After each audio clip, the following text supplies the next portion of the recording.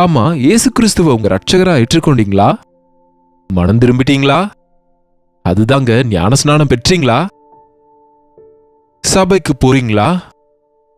உங்களுடைய பாவங்களுக்காகவே இயேசு கிறிஸ்து சிலுவையில மரித்து உயிரோடு எழுந்தார்னு விசுவாசிக்கிறீங்களா?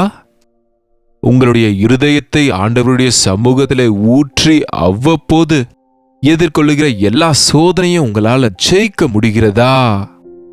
இயேசு கிறிஸ்துவ நம்பி இருக்கிறவங்க வெற்றி வாழ்க்கைய வாழ்வாங்க. எல்லாரும் போல நமக்கும் போராட்டங்கள் இருக்கும், நோய்கள் இருக்கலாம், பாடுகள் இருக்கும், குறைவுகள் இருக்கும், தேவைகள் இருக்கும், கஷ்டங்கள் இருக்கும், நிந்தைகள் இருக்கும், பொய்யான நிந்தைகள் இருக்கும். எப்பா, இத்தனை இருந்தா நாங்க எங்க ஆண்டவரை நம்பிக்கணும்னு சொல்றீங்களா? அதுல தாங்க இருக்கு த்ரில்லிங். த்ரில்லிங்னா உண்மையானது ஒரு உற்சாகம். ஓட்டப்பந்தயம் போராட்டமாக தான் இருக்கும், ஆனா ஜெயிக்கும் போது எவ்வளவு சந்தோஷமா இருக்கும் பாருங்க. வெற்றி வேணும்னா ஓடணும் இல்லையா?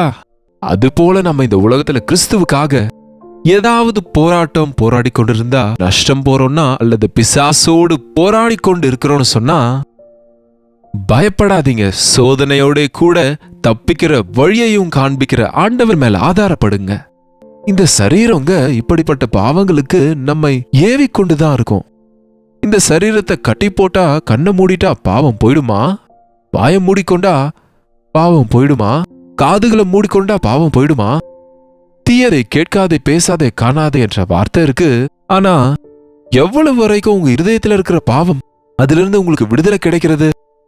சரீரத்தை கட்டி போட முடியாது, மூடி வைக்க முடியாது. அதை குரூசிஃபை செய்யணும், அதை சிலுவையில் அறையணும். கிறிஸ்துவுக்காக நாம நம்முடைய பாவங்கள் சாபங்கள் எல்லாம் சுமந்து கிறிஸ்து சிலுவையில் இருக்கிறாரு. அவர் சிலுவையில அறையப்பட்டது நம்மை விடுவிக்கும்படியாக. அதனால இன்றைக்கு இயேசு கிறிஸ்துவ நம்பி இருக்கிறவங்க மேல பாவம் தாக்கத்தை செய்யாது, மரணம் அதிகாரம் செய்யாது, பிசாசுக்கு அதிகாரம் கிடையாது. ஹல்லேலூயா சொல்லுங்க. 3 வார்த்தைங்க சொன்ன சொல்லுங்க. பாவம் அதிகாரம் செலுத்தாது.